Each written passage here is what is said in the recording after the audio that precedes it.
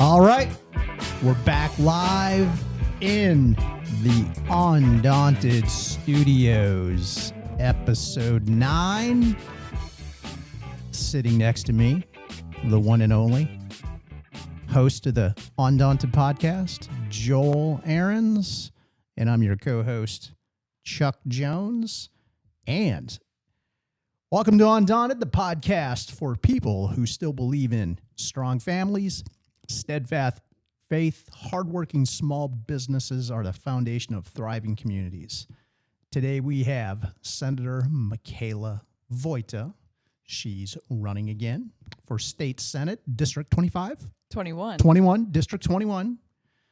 And because she believes everyday people deserve a voice louder than political noise. Here we'll have an honest conversation about leadership, service, and the value that keeps our state strong. This is Undaunted because courage isn't loud, it's faithful, persistent, and unwilling to back down. Joel. Mykala, welcome to the arena.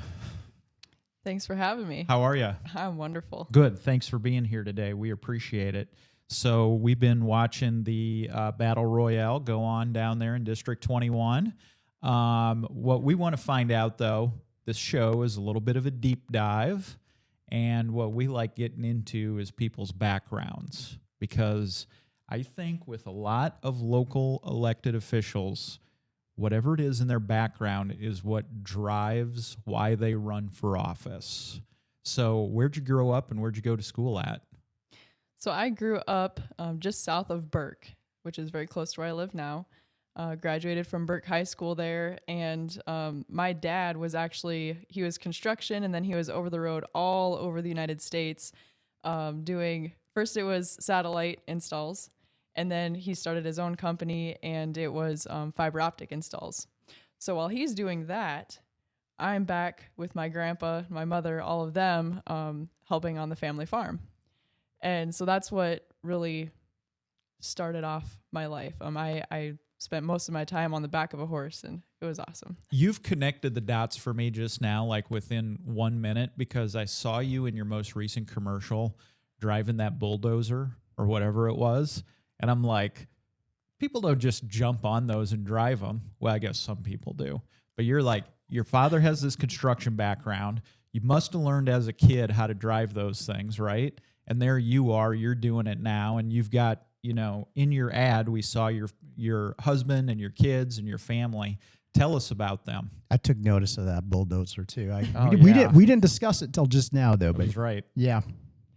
Yeah, so the family, it is a whole family affair. We have a family business. My husband and I are partners with my father and my mother in the family business now.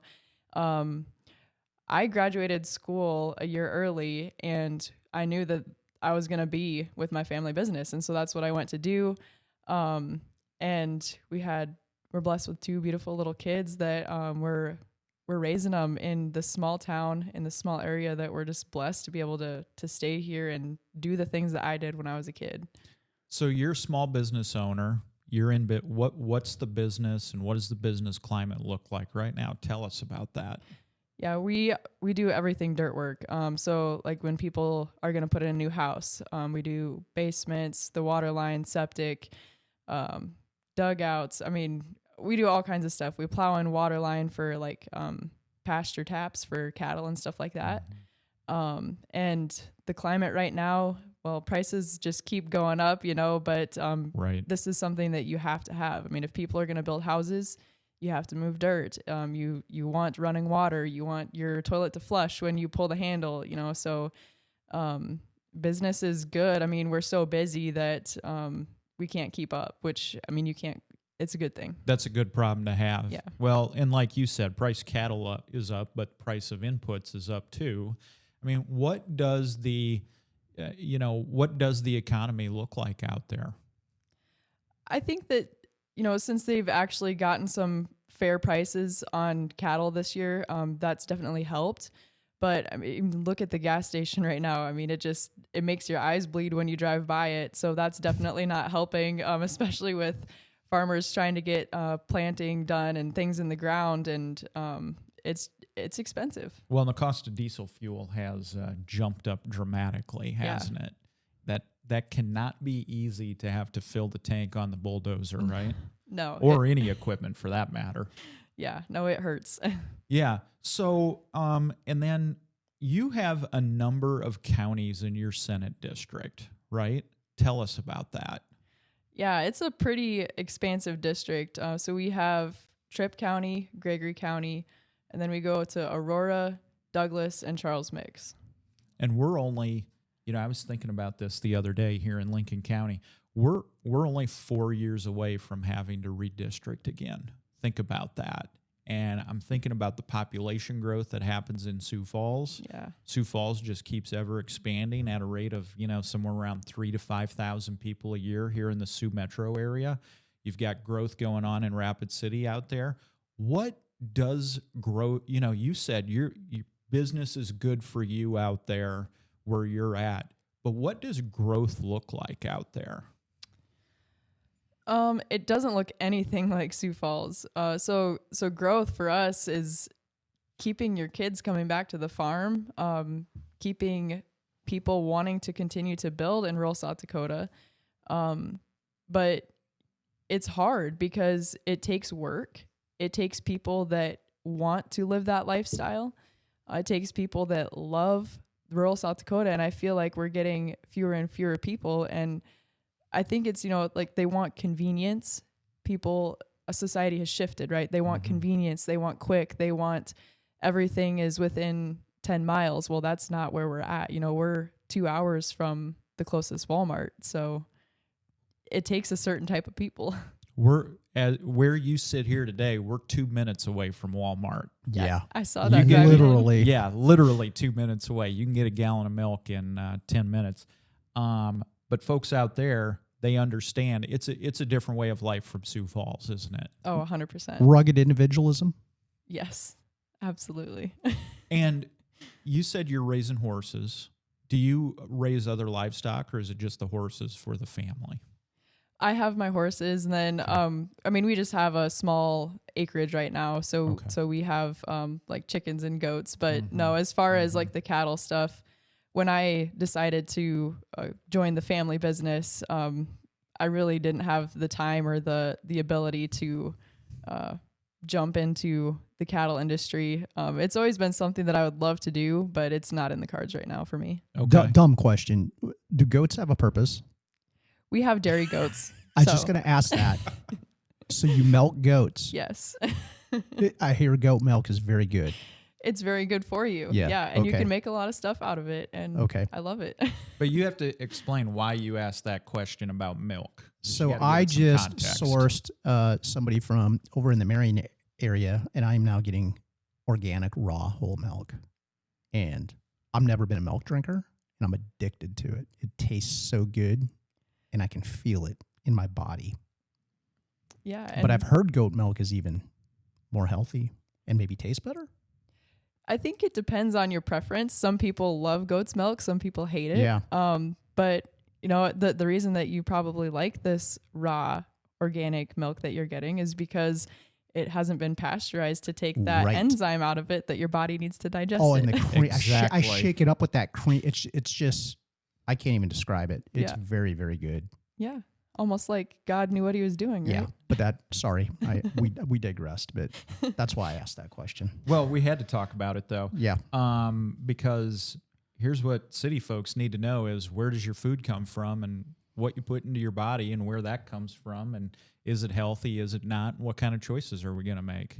I mean, when we move into rural South Dakota, that's where we're getting our beef. That's where we're getting the pork. That's where we're getting, that's where South Dakota's number one industry takes place is the egg industry, right?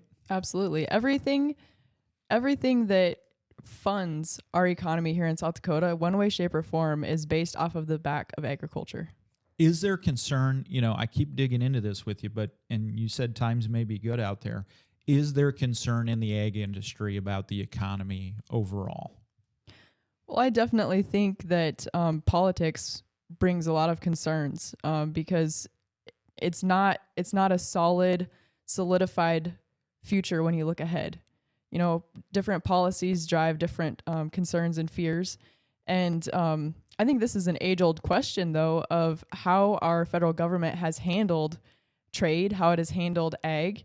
When you look at the diversity of farms now compared to 50, 60 years ago, everything that government has pushed and given subsidies for and funded, it has pushed the growth and consolidation of farms, and it has killed diversity. It has pushed out your small family farmers. It's cut off, like if you look at the small dairies, the hog farmers, all of it, it's kind of a common theme, and it is scary because it's driving out the small people and pushing towards corporatism.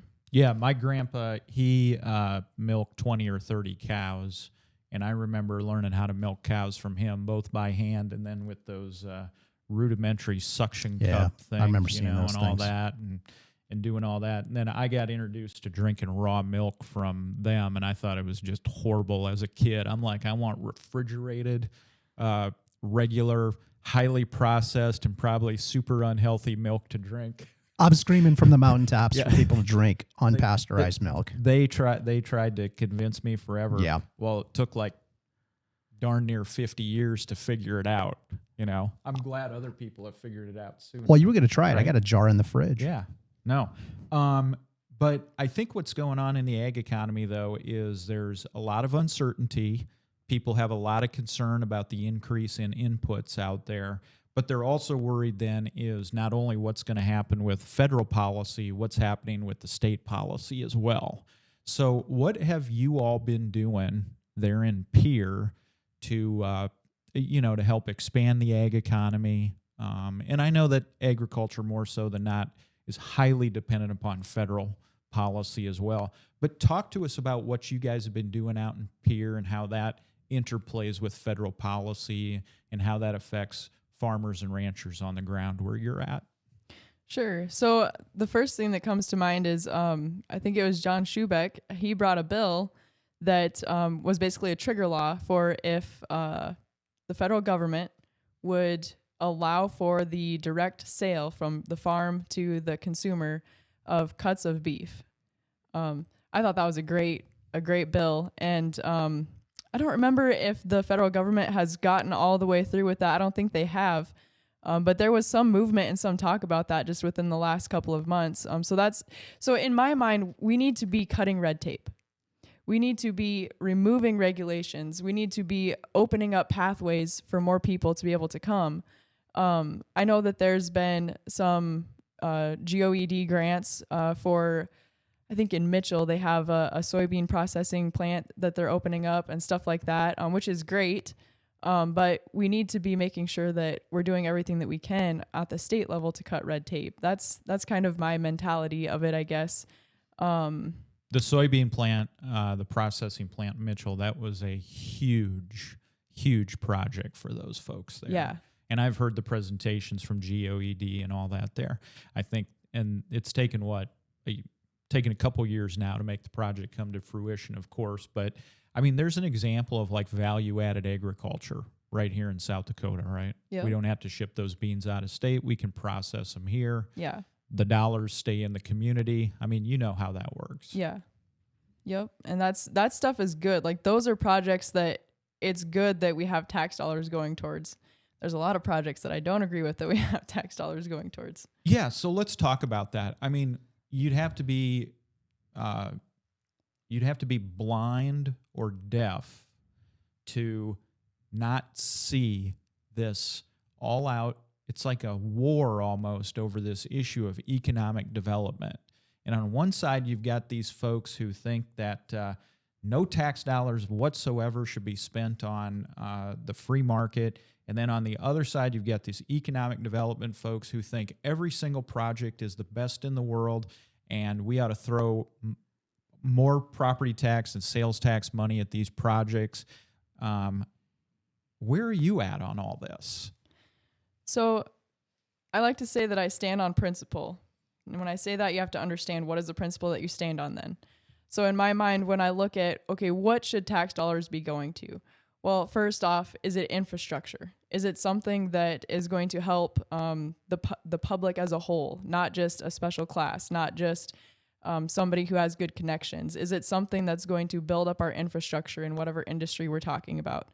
And the other thing is, you got to look at, are we interfering in the free market to where we're giving an edge to somebody that is going to essentially use tax dollars of a company that's existed here to allow the government to fund their competition? Picking winners and losers. Exactly. The other thing is it a core role of government? Should government be in that industry? Is it something that's in our Constitution? Is it something that is government's responsibility or has been in the past? If it doesn't check any of those boxes, then government shouldn't be taking your tax dollars and using it for those projects. We see this, we see these discussions over, let's give $5 million or $10 million to the airports. Let's give ready money to these different projects. Amazon here in Sioux Falls, they turned down the TIF. They didn't want it. They were going to fund all of it on their own, which they have. But what concerns a lot of folks, and I want to hear what people out there in District 21 are saying, but some folks are saying, like, how come it's just the big guys who get these dollars from state government? Like, how come the little moms and pops out there who just need a little small micro loan or just need $20,000 to $50,000 in order to expand their business, maybe hire one or two more people, there's no emphasis on small businesses. It seems like all the money and all the benefits are just flowing to the big corporations. What are you seeing from your vantage point? Oh, 100%. I mean, it's always about, well, how many jobs are going to be returned in this, and is it going to meet a threshold? And, I hate to say this, but how well connected are the people that are going to be, is if I scratch your back, will you scratch mine? I mean, it seems to be that's what a lot of the criteria for these loans are, instead of who are the people that have been here? Who are the people that are shouldering the burden of the state's budget? Who are the people that day in and day out our citizens depend on their services? There's not a lot there for them. And don't you think, and this is kind of an interesting dichotomy, or maybe it's more like a paradox, right? Is like these same people who we talk about, small businesses being the backbone of society, especially here in South Dakota, don't you think for the most part, they actually don't want that assistance? They're like, hey, look, we're going to do it on our own, and we're either going to make it or we're not. Well, yeah, and I think that comes down to you want to be successful. If you can't be successful in the free market, what makes you think that government funding something that isn't going to be successful in the free market is going to work out in the long run? And I think it comes down to pride. Our small businesses, we still have pride in what we build. And then it also comes down to what strings are attached to that money when you take it. You mentioned a couple things here in the last 5 minutes that resonated with me. You mentioned principle or principles, and then scratching of backs out there. What principle or principles are you willing just to not compromise, even if it costs you politically, if you had to pick one or two? Well, I think number one is my faith. I've had quite a few people offended or pushed back by it, and I expect that, and that's fine. But that's my number one. Number two, what would that be? And you don't have to have one. I just thought if there was another, you could have one. But you mentioned principles because you've seen some things out in Pierre with the scratching of backs. And I know we want to talk about policy, but what do people need to know out there of how it really works in Pierre is what I like to say. What surprised you when you got out there? Good question. Was it what you imagined? I'm going to be honest with you. I really didn't know what to expect. I kind of had this little idea of what it would be like in my head. What do people need to know? What do they need to know? I got to be careful what I say you do. here. I agree.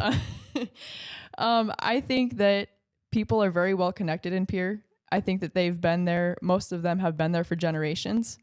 That was one of the things that probably surprised me the most when I got to Pierre was the network and the web of how people are connected there. And for me to step in there as somebody who has zero connection to any of it.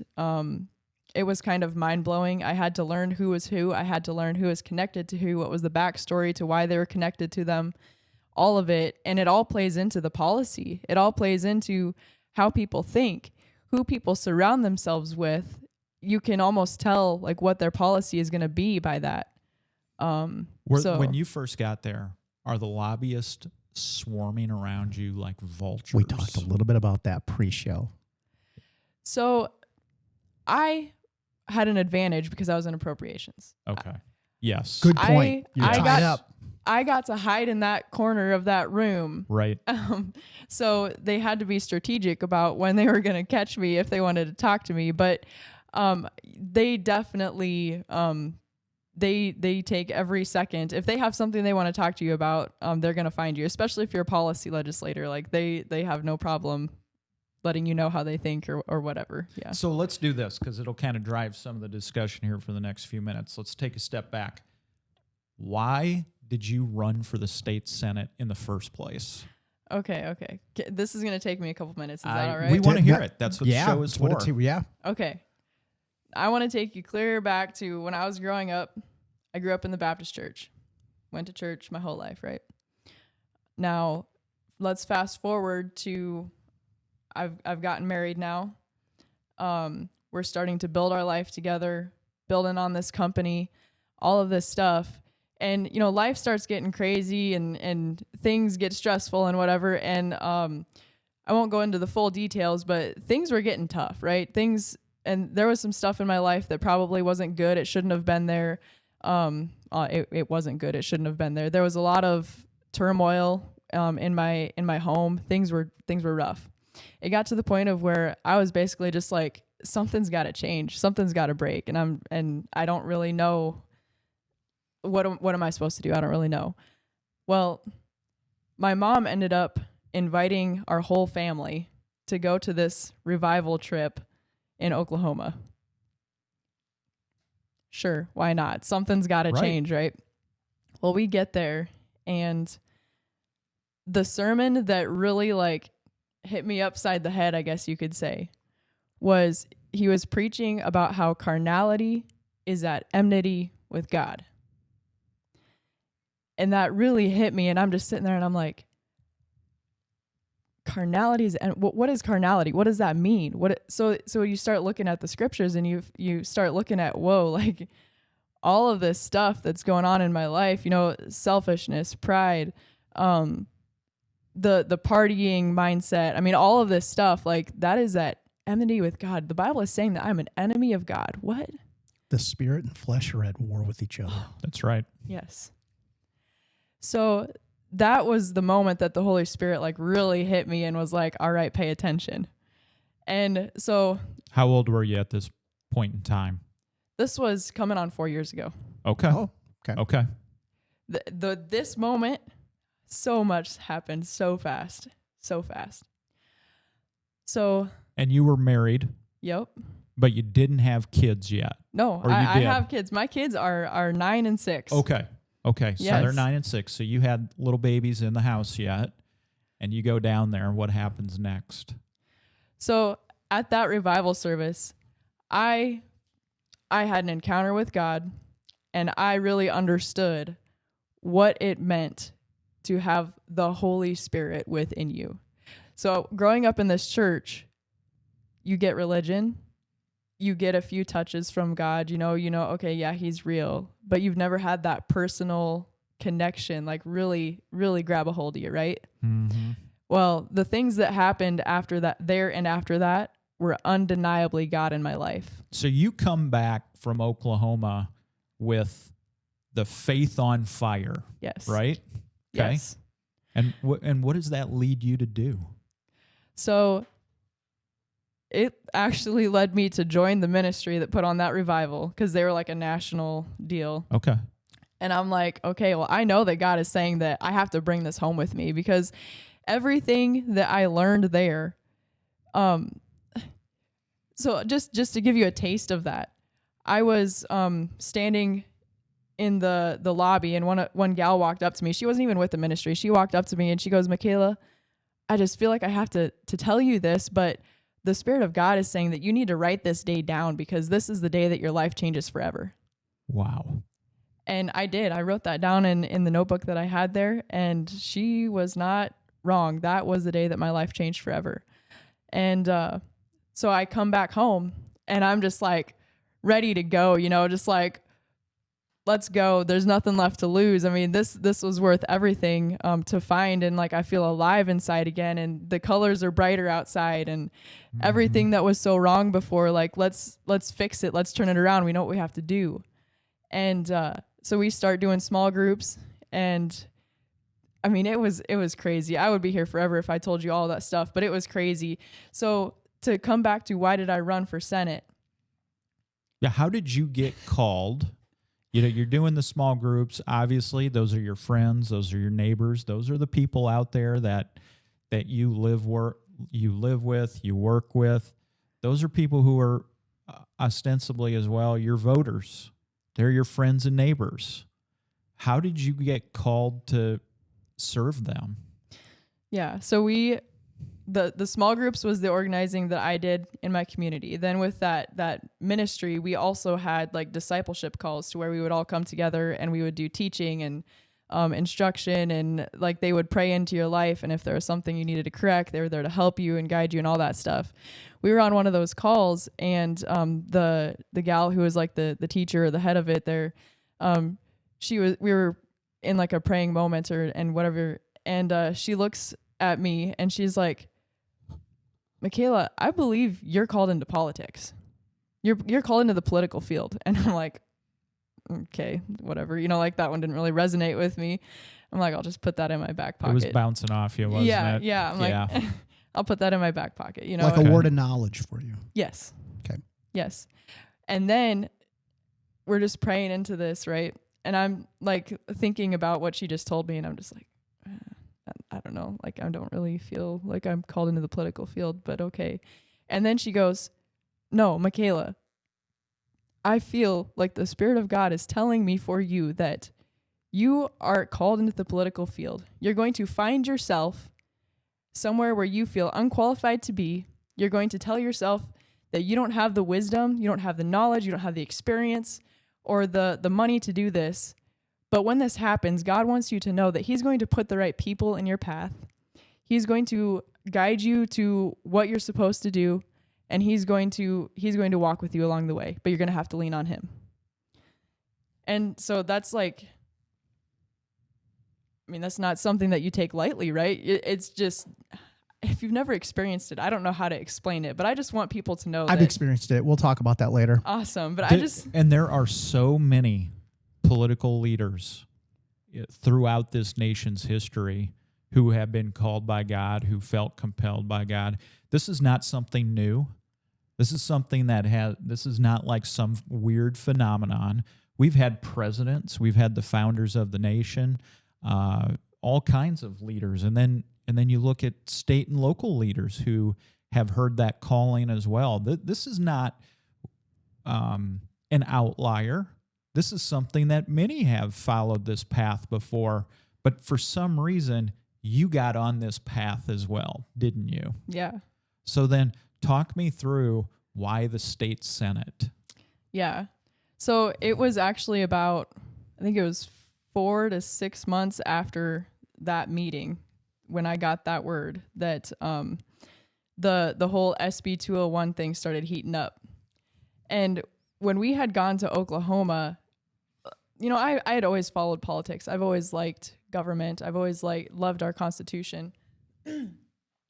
But when the whole SB 201 thing started in 2024, it was like God zeroed in my focus on what was going on, because I had been not paying attention to any of it. I was just chasing God. I was like, anything that you want me to do, I'm doing it. We're out evangelizing in small town South Dakota. We're the crazy people, right? We're just on fire and doing it. Well, he draws me back to what is going on in the legislature. And finally I'm like, whoa, I feel in my heart that I'm supposed to do something. So I start looking high and low in District 21, trying to find somebody that is willing to run against my senator after she supported 201 then. And I could not find anybody that was willing to run. And I was sitting in my room praying one day, and it hit me like a ton of bricks. I heard the Lord say, like in my spirit, I heard him say, Mykala, you're not finding anybody to run because you're supposed to run. Oh, interesting. And I'm like getting the Holy Spirit goosebumps here, but I didn't know like how to react. And I'm just sitting there. I'm like, I don't want to run for a political office. Like I like my life how it is, you know, like I don't know what I'm doing there. I don't want to be there. And I went to my husband and I'm like, I think that I'm supposed to maybe step into this. This is what I've felt the Lord say in my spirit. And he's like, Mykala, do you remember what Crystal said? And that was our leader of our ministry group. I'm like, whoa, like for him to point back to that, because he doesn't want anything to do with it, right? For my husband to point back to that was mind-blowing to me. So, but you know how we are. We need confirmation, right? We're not the best disciples all the time. So I'm like, okay, well, yes, my husband pointed back to that word, but Lord, I need you to give me some confirmation. Well, we go to a evangelist event in Wagner. Never been to this church. Never knew the speaker, who the guy was, none of it. We were just going to fellowship and whatever. We get there, and I'm sitting in the back of the room. This guy is walking up front, and he's going to speak, and next thing you know, he locks eyes with me, and he's like, hey, you, come up here. And I'm like, oh no, what's going on now? And he goes, the Lord just called you to do something big, didn't he? And I'm like, whoa. And he goes, I don't know exactly what he called you to do, but I really feel like I'm supposed to let you know that everything that you're wondering about, you're wondering about money. He said he's going to provide it. You're not going to have to ask for a dime. People are going to step up and you're going to have exactly what you need. You're wondering how you're going to do all this. Well, he's going to put the people in front of you that are going to show you what you need to do. And I mean, he just goes on and lists off literally everything that I was asking God in my mind, literally hit it on the head. And here I am standing there and I'm like, well, I guess there's my confirmation. I guess I can't really run from that now, can I? so all the signs and signals are pointing in the right direction for you to step up and become a community leader. Everything. Like if I would have ran from that, I know that I'd have been walking in disobedience. And that was like the number one thing, that everything that I was doing when we came back from Oklahoma, that everything that I was doing was, here I am, Lord, send me. Man, have you guys ever prayed that prayer? Isaiah. Whew. When you do that, you better mean it. So you jump into the race, community gets behind you. What were the animating issues? Was it the RL21 and the eminent domain, the pipeline issues? Tell us out there, what are folks out on the ground? What are they, what was weighing on them where they said, look, we want to change. We don't want the incumbent that was in office. We like what Mykala's saying. Talk us through that. Yeah, so I worked with the team that was doing the RL21 when we were working to refer that. So as I'm campaigning, I'm collecting signatures for the referendum. And basically it's, hey, these are our rights that are being stripped away to give a sweetheart deal to a foreign-backed, private-owned pipeline company. And it's not just that it was that one project. It's the principle behind it. So I'm coming back to that word. It's the principle behind it. I strongly believe in my heart that we have to have people that are unwavering on protecting our rights. And that's the thing, is we should not be willing to sell out our rights, no matter how much, this little tiny inch by inch, because incrementalism is how we lose our rights here, right? And that was one of the biggest driving forces, is we were able to show the people beyond a shadow of a doubt that we have a group of our government that is willing to do that. And they need to know that the people are not for that. So you came in with a group of freshman legislators who kind of rode that wave of sentiment. You know, the people out there were saying, look, we don't like it. You know, there were bills in the legislature that were led by some of these economic development folks, and they were pushing and pushing and pushing these issues. And for there to be this wave of change like that, you don't see that in South Dakota. You know, folks are a little more cautious. The ship of state doesn't turn that fast. But here, it turned really fast. And it led to, like, what I think a lot of us have seen was a more ideologically balanced legislature, if you will. I mean, yeah, there's a few in this House, a few in the Senate, whatever. But it really seems like things are a lot more, and this is not a Republican versus Democrat thing, is it? No. Because you got a lot of Republicans who don't necessarily think a certain way. And you got them partnering up with the Democrats now. But has the RL21 issue, has that been like the catalyst for people saying to themselves, hold on a minute here? Because that was the pipeline. But then it bleeds into all these other issues. What are you seeing out there? What are folks telling you about that? Because, I mean, there's not going to be an RL21 on the ballot every year. What's the animating issue out there right now? What are folks concerned about? I think, like you said, that was the catalyst. That's what opened people's eyes, because it was big enough and blatant enough for people that weren't paying attention. It was shocking, wasn't it? Yes, to see. And there's so many people that they're not in the good old boys club, or they're not tied to the money, that they are tired of government picking winners and losers. They are tired of government being willing to sell out their rights in favor of these big companies. They're tired of the restrictions that are put on them. Meanwhile, other ones get free passes. We're not supposed to pick winners and losers as government. Our number one role is to secure the rights of the people. And I feel like that is one of the biggest issues. And like I just said, incrementalism. That's how we lose it. And I think a lot of people are starting to see that we gotta push back. So how did a freshman state senator get a seat on the Appropriations Committee? That was my question. God, that's all I can say. I had leadership call me, and they asked me, what are your preferences? Because everybody fills out this survey of what are your strengths, what's your experience, what are your preferences for committees, and I put down ag and commerce and energy. So you were not actively lobbying for the appropriations gig, were you? No, not. And there's people behind the scenes, there's some log rolling and some favor trading, right? And there's people saying, oh, I'd really like to be on this committee, which to a certain extent, that's good, right? Because we want legislators who are, who have those specialty skills and experience, who maybe they can lend that to the committee process, right? Yeah. So, I mean, I got to point back to it was a God thing, because even when I was filling out the surveys, I put down ag and I put down commerce and energy because those tie very well into my district and what I do for work. And even when I was filling out my experience, I didn't feel it in my heart.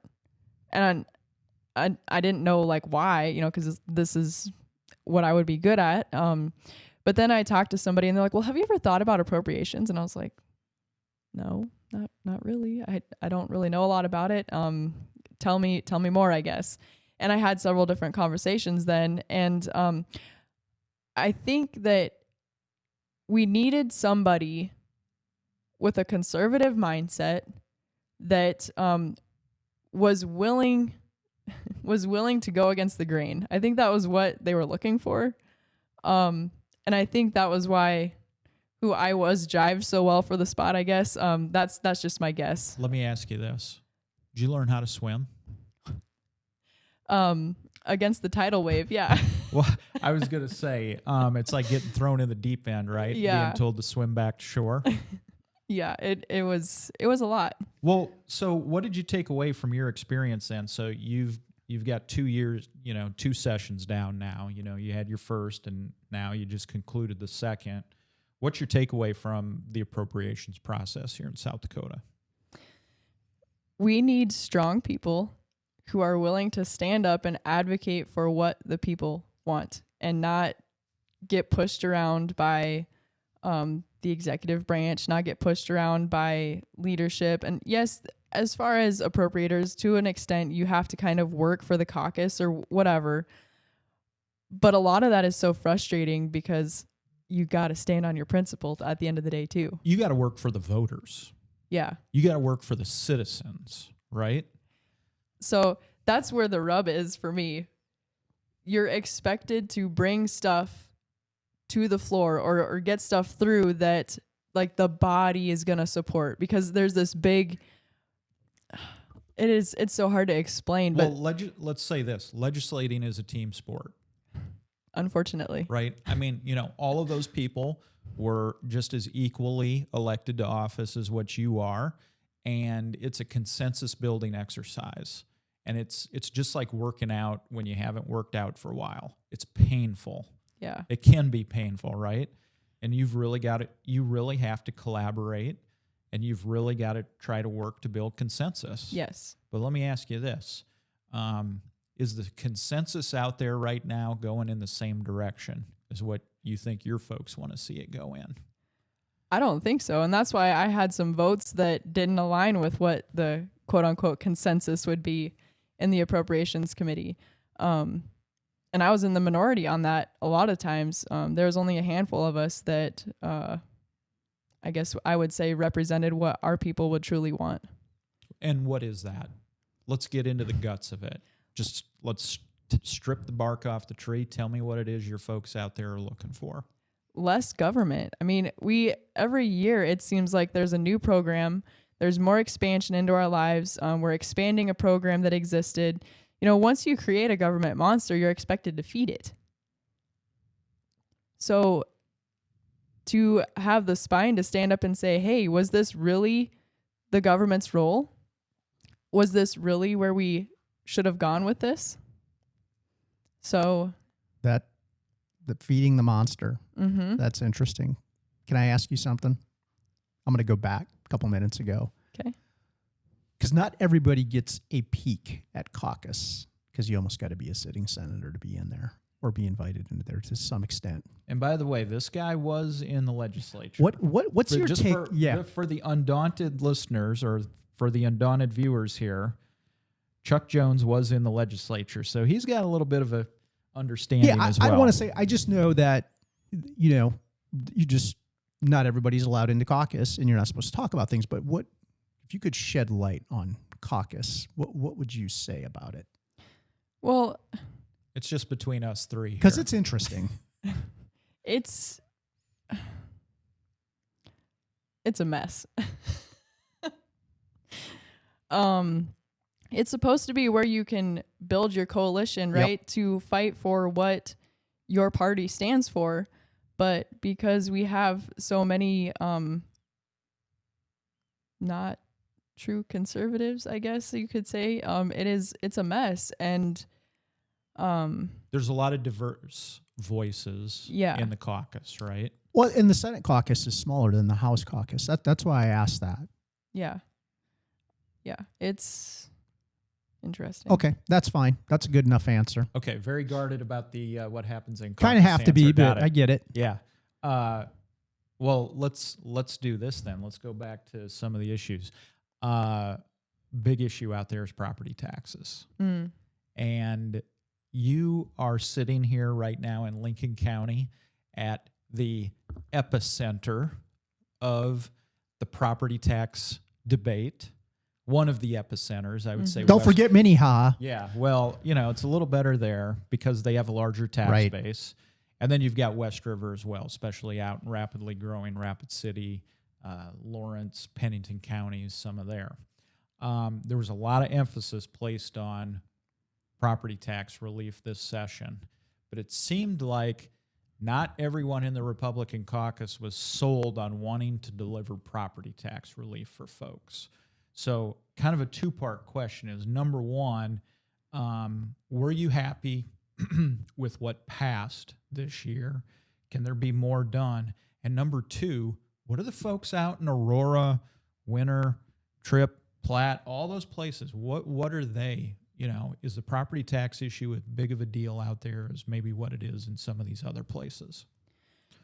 So I think this is why it was so hard to get something that worked good for the whole state, is because, you know, you guys, like you said, you are the populated, growing area. Well, out where we are, we have to advocate for our ag land.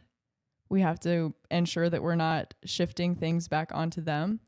And that's where a lot of the rub gets back into like myself versus some of the folks that were pushing really hard for property tax relief.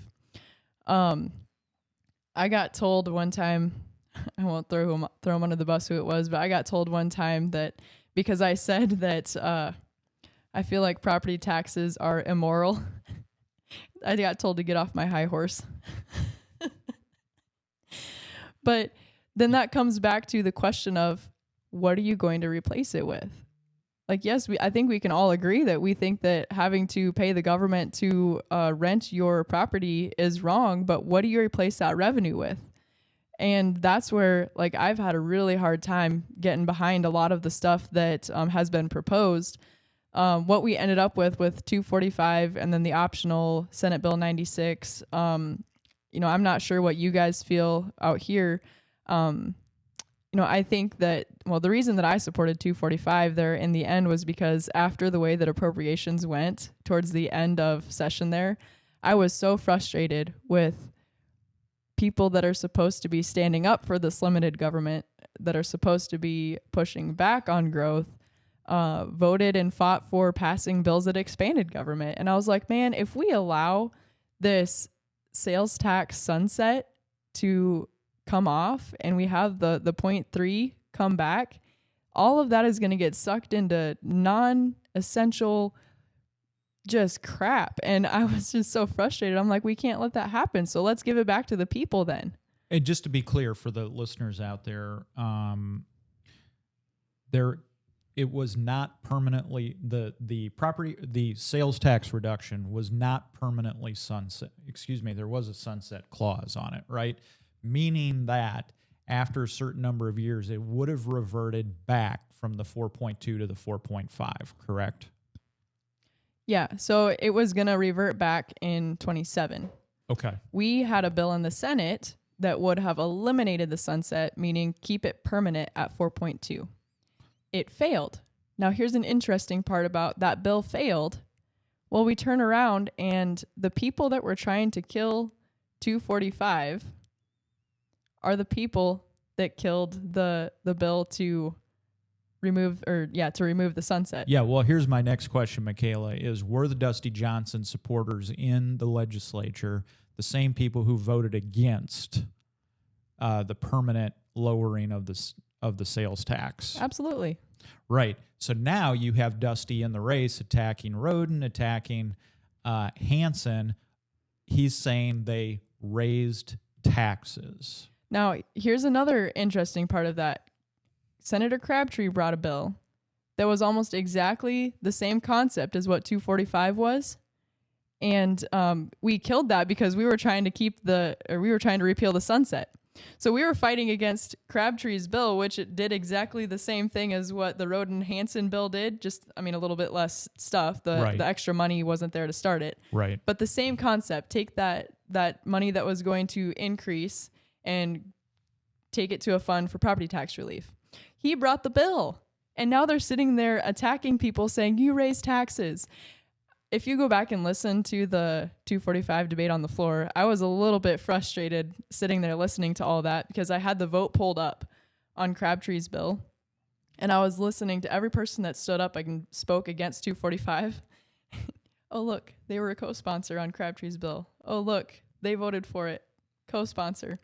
And so I stood up on the floor and I was like, why are the people that brought this bill standing here now making the argument against it? I mean, if I really believed in that bill and I was a co-sponsor of it, I would be excited that it's coming back and we're getting another shot at it. So what was the critic for the folks out there listening to the Undaunted podcast, which you can find at www.theundauntedpodcast.com? What was the critical distinction between, that bill and the other one? Were people just voting for it because of who the sponsor was? Or was there some mechanism in there that they're like, we absolutely need to have this in legislation? I think that it was too much politics wrapped up in it. I didn't support the first one because, like I said, we were trying to make the sunset or make the sales tax rate permanent. Right, from 4.5 to 4.2. There would have Yes. been no 2027. It would have been permanently cut. Yes. And there were a number of people out there supporting certain gubernatorial candidates who voted against that. Yes. Correct? Okay. And then when 245 comes back, which is the same concept as one that died in the Senate that those people were supporting, now they flip and they're making the argument against it. And it doesn't make sense. And I mean, if you go back and listen to the floor debate, it was mental gymnastics. And I said that on the floor. I was like, I can't wrap my head around the mental gymnastics that is going on here.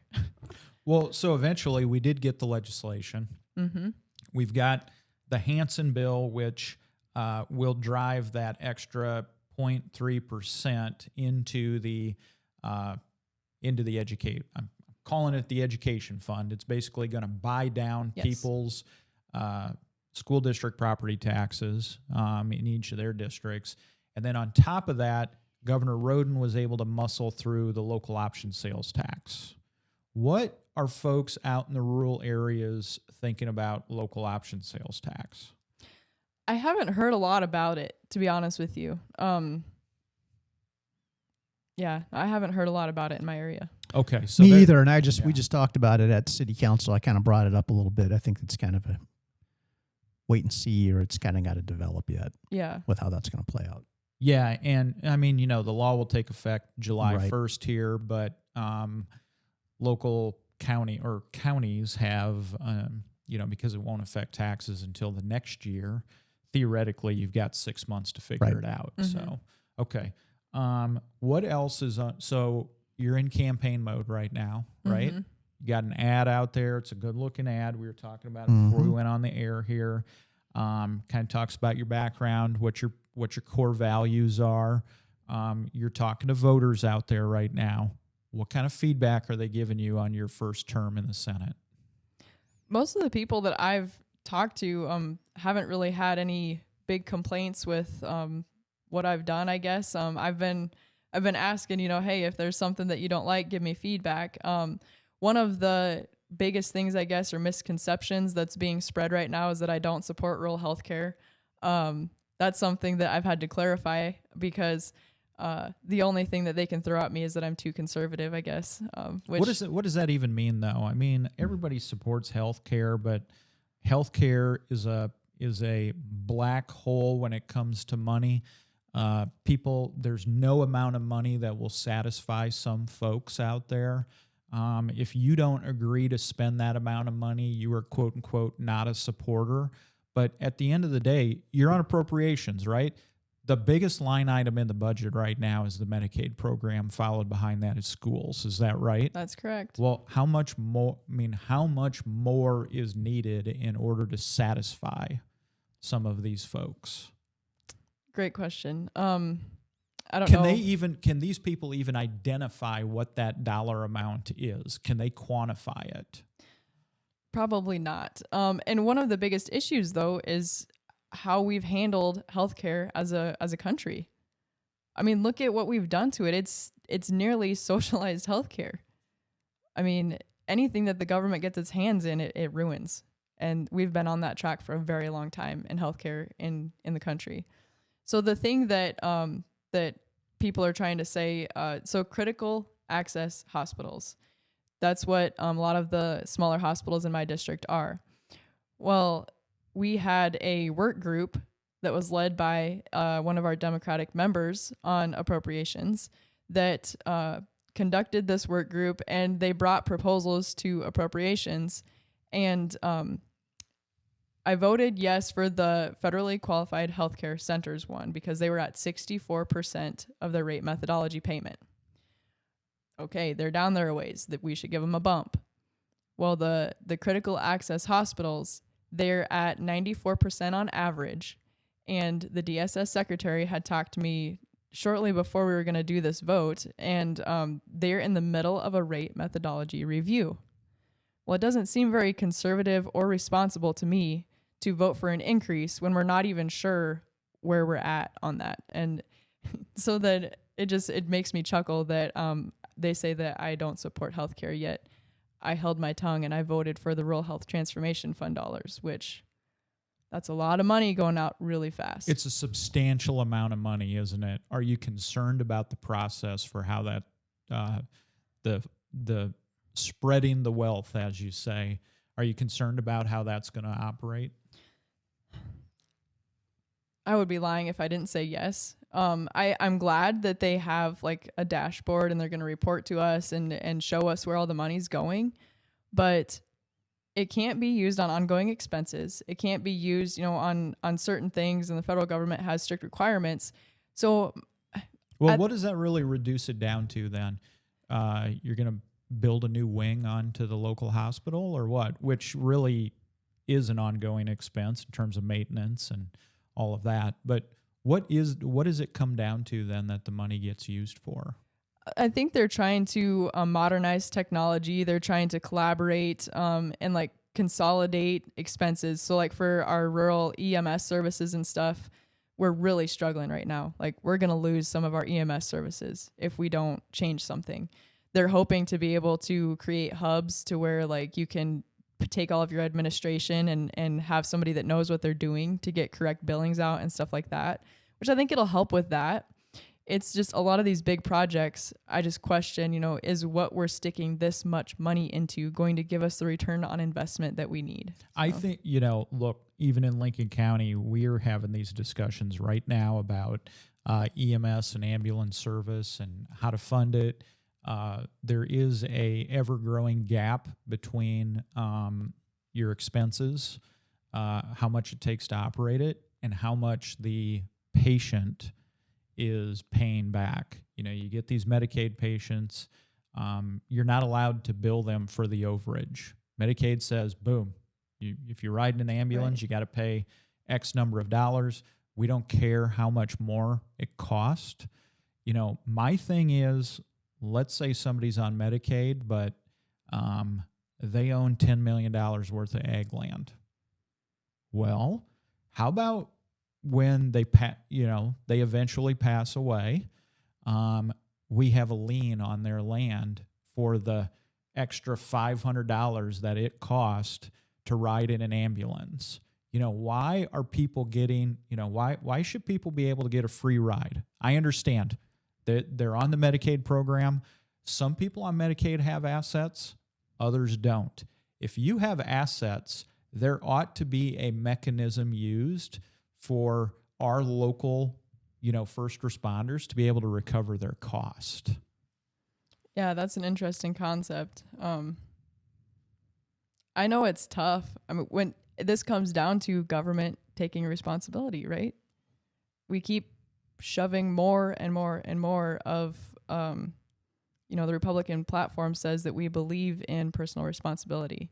But we keep shoving more onto the government. Well, that just spreads out the cost and makes the taxpayers eat more. So it's definitely an issue. Well, let's get some reform in there. I hope that is this another change election? Is this another reform election? I think this election is going to be tougher. I think we're seeing a lot of money being spent, and we don't have the energy that we did in 24. We don't have as many people paying that fiery attention because they feel like we're kind of past the threat, which is an issue because we're not past the threat. We just saw a couple weeks ago, President Trump signed an executive order that it could threaten all of the ground that we made in the last 2 years for property rights. So I think this election is going to be a lot tougher, and I just hope people are paying attention. Okay, so we like to round out the show. We're at about an hour right now. We want to talk about the politics. And when I say the politics, what I really mean is, who are you supporting for governor? Well, I'll proudly say I'm supporting John Hanson. And why is that?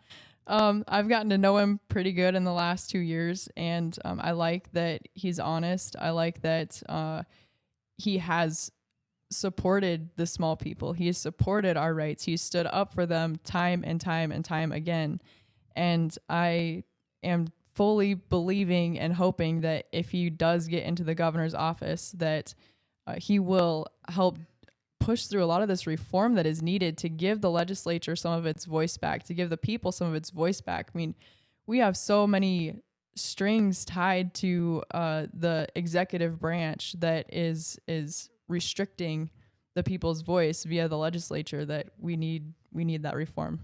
So where do people find you on the socials? I'm on Facebook. It's just Mykala Voita, District 21 Senate. I have a website, voita4sd.us, and then my information's everywhere. I've got a question. What have you learned from, in the last 2 years and even right now, from balancing family, life, and work and public service? It is definitely a challenge. I will say that the number one thing, though, is your family is your first ministry.